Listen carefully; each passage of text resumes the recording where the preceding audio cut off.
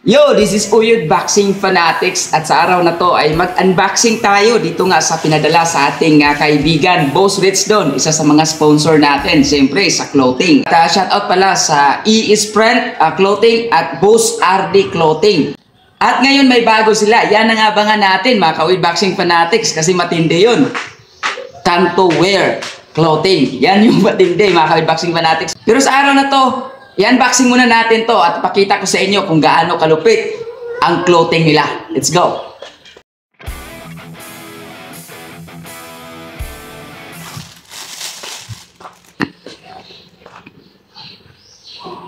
Ayun oh!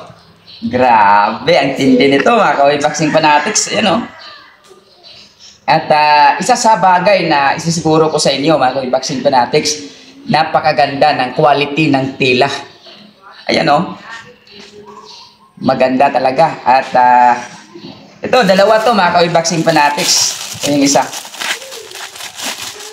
At sa gusto mag-order, ipiin nyo lang ang E-Sprint Clothing at Boss RD Clothing. At may bago sila ha.